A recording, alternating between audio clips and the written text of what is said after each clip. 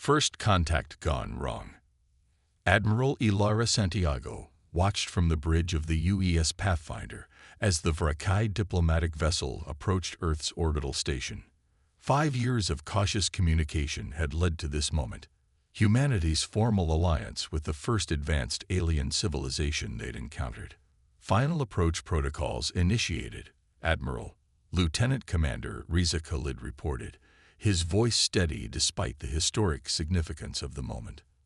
Excellent, Santiago replied, adjusting her formal dress uniform. Let's make sure our guests understand that humanity values peace above all else. The Vrakai had appeared in Earth's solar system 6 years ago, their faster-than-light technology far exceeding humanity's recently developed interplanetary capabilities. Initial contact had been tense, but eventually gave way to productive dialogue. The aliens, tall, graceful beings with iridescent scales and 4 arms, seemed genuinely interested in cultural exchange. High Chancellor Vex Moore, leader of the Vrakai delegation, stepped onto the station with an entourage of advisors and guards. His upper pair of arms extended in a Vrakai greeting gesture, while his lower pair remained ceremonially at his sides. Admiral Santiago, the translator implant converted his harmonic speech patterns to English. The Confederacy extends its gratitude for your hospitality. This marks the beginning of prosperity for both our peoples. Santiago smiled, extending her hand in the human tradition. Chancellor, Earth welcomes you. Our differences make us stronger together. The formal reception proceeded smoothly, with Earth's representatives from various nations presenting technological and cultural gifts. The crown jewel of the exchange would be revealed tomorrow, the Helios Protocol, humanity's revolutionary clean energy discovery that had eliminated resource scarcity on Earth. In his private quarters aboard the Vrakai vessel, Chancellor Vex Moore reviewed the intelligence reports with his military advisor, General Scaver. These humans are remarkably trusting, Vex Moore observed, scrolling through details of Earth's defensive capabilities. Their military presence is minimal. They've converted most of their weapons platforms to research stations. General Scavar's scales flickered with the Vrakai equivalent of a smirk. They believe in peace above all else. Our cultural analysts report that their society has evolved past territorial conflicts. The concept of preemptive strikes seems foreign to them. And tomorrow, they hand us the Helios Protocol. Vex Moore's 4 eyes blinked in sequence, a sign of satisfaction. The High Council will be pleased. Such energy technology would secure our dominance for generations. The strike force is positioned behind the gas giant they call Jupiter, Scavar reported, ready to move on your command. The humans have been forthcoming with their technology, but strategic patience has its limits, Vex Moore said. Why continue this diplomatic charade when we can simply take what we want? Their defenses are minimal, their colonies scattered and vulnerable. Analysis suggests they would surrender rather than fight a clearly superior force, Scavar added. Their recent history shows a marked decline in military spending and a cultural emphasis on negotiation.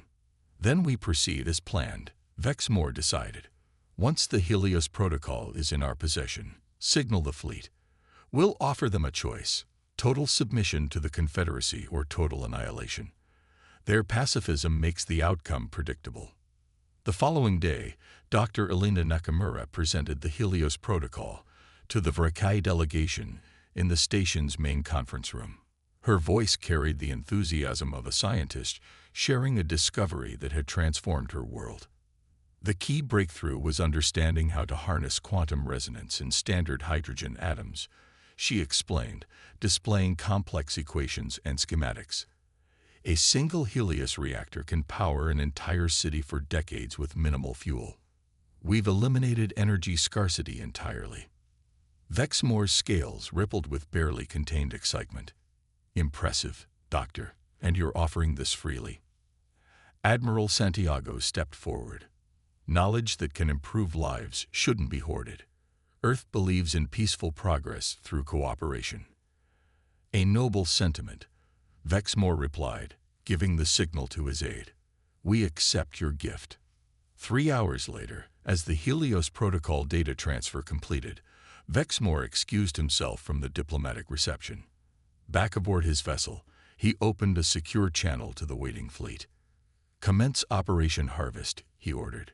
"The humans have served their purpose." Without warning, 300 Vrakai warships emerged from behind Jupiter, accelerating toward Earth. The planet's early warning systems blared as the diplomatic vessel suddenly disengaged from the orbital station, its weapon systems coming online. On the station's bridge, alarms screamed as tactical displays lit up with approaching hostiles. "Admiral!" Lieutenant Khalid shouted over the chaos. "Multiple warships on approach. The Vrakai vessel has activated weapons and shields." Santiago stared at the displays in disbelief. "Hail them immediately." The communication channel opened to show Vexmore, now dressed in military regalia.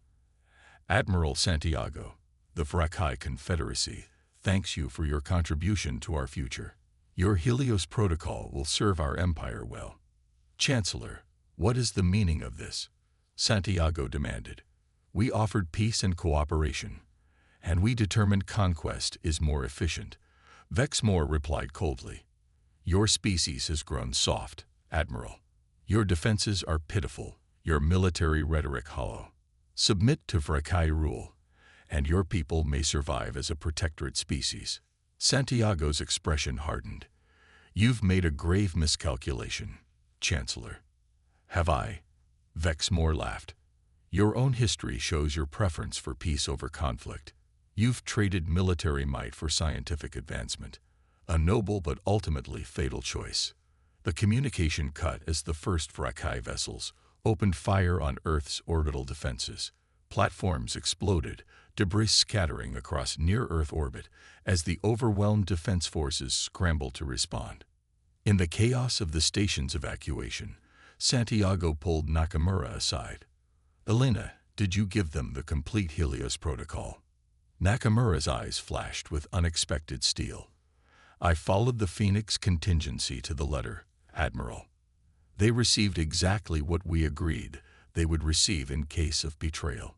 Santiago nodded grimly. "Then there's still hope. Get to your evacuation shuttle." As Earth's defenses crumbled under the massive assault, Santiago made her way to a secure communication terminal. She entered a series of high-clearance codes, activating a quantum-encrypted channel to a recipient identified only as Sanctuary Actual. "Authorization Santiago Omega 7 Epsilon." She spoke clearly. "Broken Trust Protocol is now active." "I repeat, Broken Trust is active." The response came immediately. "Confirmed, Admiral." "The Silent Hammer is awakening. Godspeed." From the Vrakai command ship, Vexmore watched with satisfaction as Earth's major defense installations fell one by one.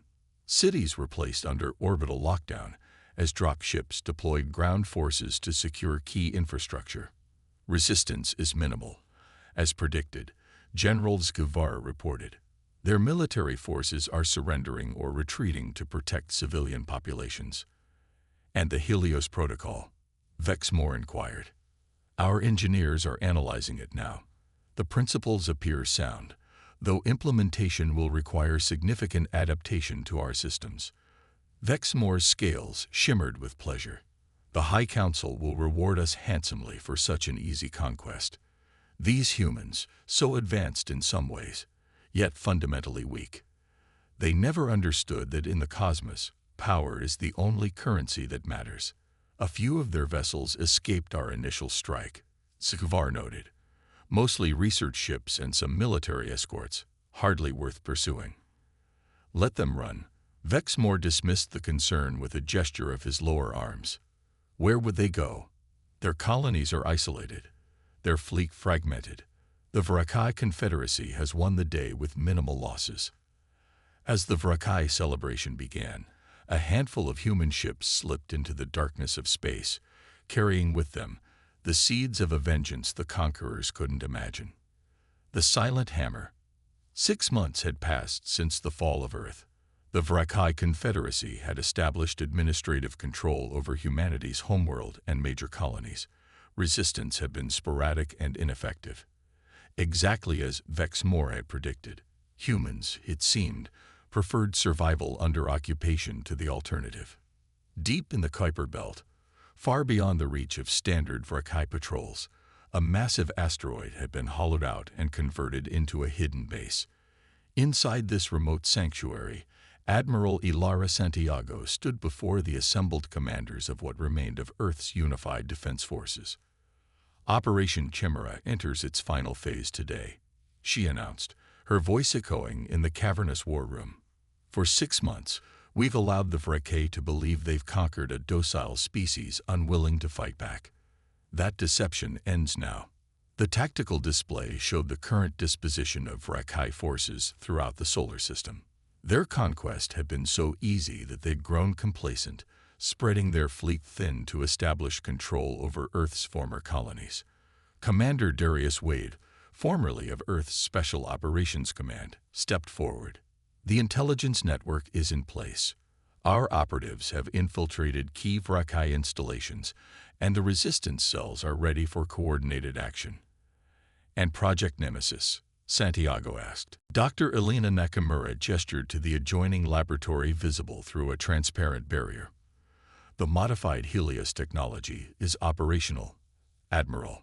When the Vrakai attempted to implement the protocol I provided, they inadvertently created a backdoor into their power systems.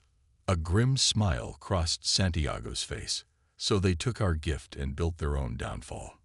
Precisely, Nakamura confirmed. Our sabotaged version of the Helios protocol contains a quantum resonance vulnerability. Every Vrakai ship or installation that implemented the technology can be remotely triggered into a cascading energy failure. Lieutenant Commander Khalid, who had escaped the orbital station with Santiago, brought up another display. We've also completed modification of our remaining ships according to Dr. Nakamura's specifications. The Vrakai's energy shields are calibrated to stop conventional weapons, but our phase-shifted kinetic projectiles should pass through as if they weren't there. Santiago nodded, surveying the assembled officers. Humanity has always been defined by our capacity for both compassion and ferocity. The Vrakai saw only our desire for peace and mistook it for weakness. They failed to study our history, our potential for righteous fury when betrayed. The diversionary attacks are prepared, Wade added. Resistance cells will strike simultaneously across all occupied territories, drawing Vrakai attention while our main force targets their command structures. In another section of the asteroid base, Captain Maya Chen supervised the final preparations of the newly christened UES Retribution. Once a civilian mining vessel, it had been rebuilt with a singular purpose: to carry the fight directly to the enemy. Stealth systems operational, reported her executive officer. The Vrakai still haven't detected our heat and electromagnetic signature masking technology. Chen ran her hand along the newly installed weapon controls. And the Ghost Protocol. Dr. Nakamura's team completed installation yesterday. We can approach to point-blank range before they even know we're there. Similar preparations were underway throughout the hidden human fleet. Ships that had escaped the initial assault had been joined by converted civilian vessels, mining platforms, and even research stations, all repurposed for war. Meanwhile, on Earth, High Chancellor Vexmore addressed the Vrakai Administrative Council from the former United Nations headquarters in New York. The integration of human infrastructure proceeds efficiently, he reported. Their resistance movements are disorganized and ineffective. As predicted, they'd value their lives over their freedom. General Zgever, now military governor of Earth, displayed statistics of the occupation. Productivity is increasing as humans accept their new reality. The Helios Protocol has been successfully implemented in our primary battle group, and we're beginning conversion of our secondary fleets. Any word on the escaped human leadership? Asked Science Minister Threshvik. None. Suvar dismissed the concern. Our intelligence suggests they fled to the outer colonies. Without significant military assets, they pose no threat. Science Minister Threshvik's scales flickered with uncertainty. I've been studying human historical records. Their species has an unusual pattern of response to existential threats. They often appear to accept defeat before mounting unexpected counteroffensives. Vexmore laughed. Minister, you've been reading too many human war stories. Their military capabilities were thoroughly assessed before our strike. Their remaining forces couldn't challenge even a fraction of our fleet. There's something else, Vic persisted. The Helios Protocol implementation has encountered anomalies, random power fluctuations, unexplained data transmissions, technical issues to be expected when adapting alien technology. Vexmore interrupted. Focus on solutions, not paranoid concerns. As the council meeting concluded, a human servant entered with refreshments. None of the Vrakai noticed how carefully he observed their security protocols or the small device he placed beneath a console, one of thousands of similar devices being positioned throughout Vrakai-controlled facilities by the seemingly compliant human workforce. Back at Sanctuary Base, Admiral Santiago received the final readiness reports. Every surviving human ship had been accounted for, retrofitted, and assigned to battle groups. The resistance network was primed for simultaneous uprising. Most importantly, the Trojan horse within the Helios Protocol was ready to activate. Admiral, Dr. Nakamura approached with a data tablet. I've completed the final simulations. When we trigger the Helios feedback loop, any Vrakai ship or installation using the protocol will experience a 30-second energy surge followed by complete systems failure. Santiago studied the projections. Any way they can counter, not without completely shutting down their power systems. Even then, the quantum resonance will have damaged their primary generators beyond quick repair. Commander Wade joined them. Our intelligence network confirms the Vrakai have installed the protocol on approximately 60% of their fleet. The remaining vessels are scheduled for conversion within the next month. Then we strike now, Santiago decided, before they complete the full implementation. She turned to address the command staff. For 6 months, we've planned in silence. We've built, modified, and prepared while the enemy believed us broken. The Vrakai saw our desire for peace as weakness, a fundamental misunderstanding of human nature. Santiago's voice hardened. We offered friendship and were met with betrayal. Now they will learn what every aggressor throughout human history has discovered. There is nothing more dangerous than a peaceful people driven to war. The orders went out through quantum-encrypted channels to every resistance cell and hidden military unit. Operation Chimera would commence in 24 hours. That night, as the Vrakai occupiers slept soundly in their conquered bases across the solar system, the humans they had dismissed as broken were making final preparations for a reckoning. Chancellor Vexmore awakened to emergency alarms blaring throughout his residence in the former presidential compound. Before he could reach his communication terminal, General Skvar burst into the chamber, scales pale with agitation. Chancellor, we're under attack. Coordinated strikes across all occupied territories. Impossible, Vexmore snarled, pulling up the tactical display. Who would dare? The display showed chaos erupting simultaneously across Earth and its colonies, explosions at Vrakai administrative centers, power outages in military installations, and most alarmingly, complete communications failure with multiple orbital platforms. The humans, Skvar confirmed, they've launched a system-wide insurrection. And there's more. We've detected a large force of ships approaching from the outer system, using some form of stealth technology we've never encountered. Vexmore struggled to process this reversal, mobilize the fleet, crush this pathetic rebellion before. His orders were cut short as the building's power systems suddenly failed, emergency lighting casting eerie shadows across the chamber. Outside, the sounds of fighting drew closer. In orbit above Earth, the Vrakai flagship Dominant Void prepared to deploy reinforcements to quell the uprising. Commander Thrall supervised the power-up sequence for the ship's main weapon systems when a strange alert appeared on his console. Engineering, explain this power fluctuation, he demanded. Unknown, Commander, came the response. The Helios protocol is showing unusual energy signatures. We're attempting to compensate. But A blinding surge of power raced through the ship's systems.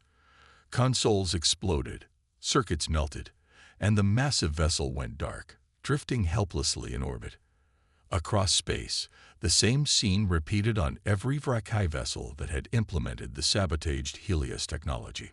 Approaching Earth at the head of the human battle fleet, Admiral Santiago watched the tactical display as Vrakai ships began failing one after another.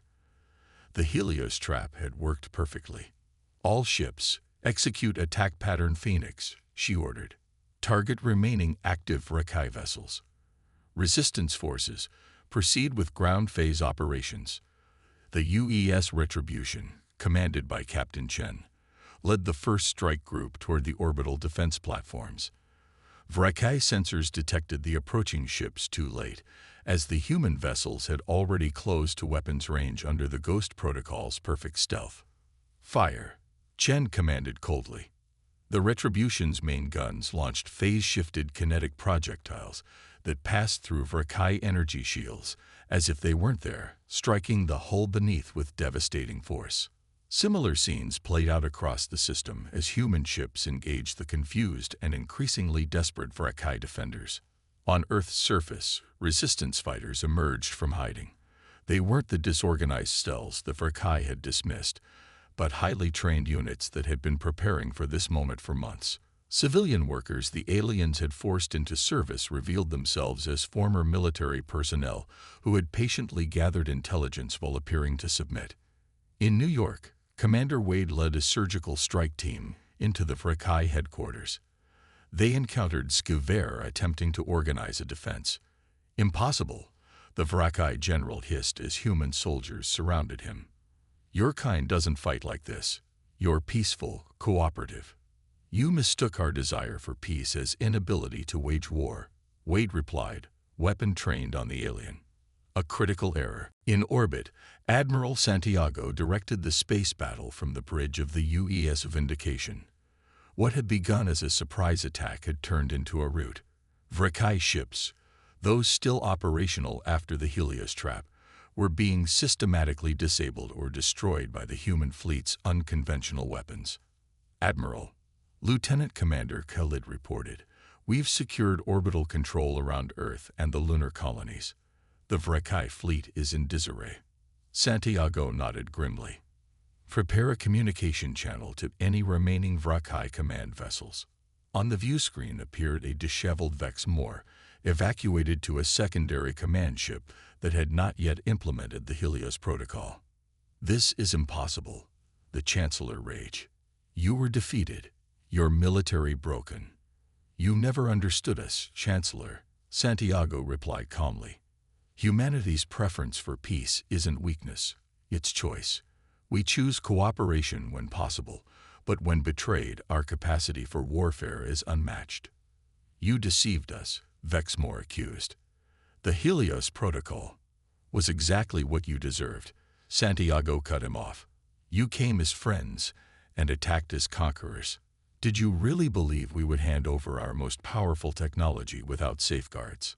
The tactical officer signaled to Santiago that the remaining Vrakai forces were being surrounded.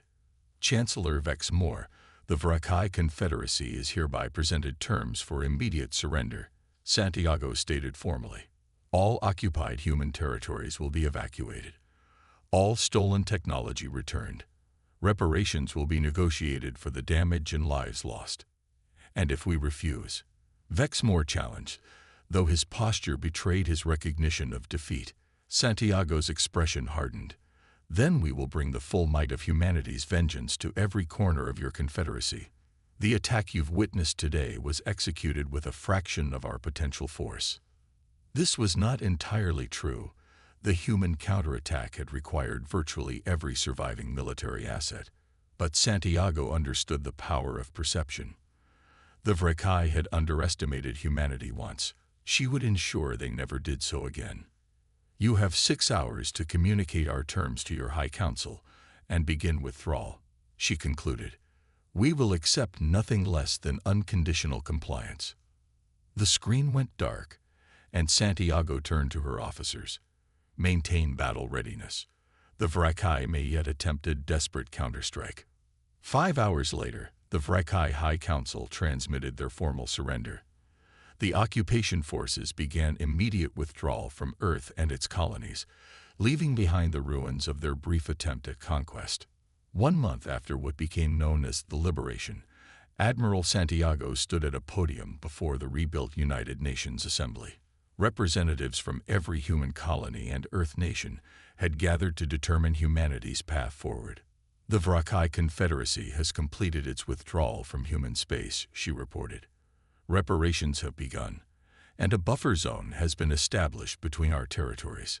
Dr. Nakamura, seated nearby with the newly formed Defense Technology Council, added, "We've implemented safeguards throughout our systems to prevent similar infiltration.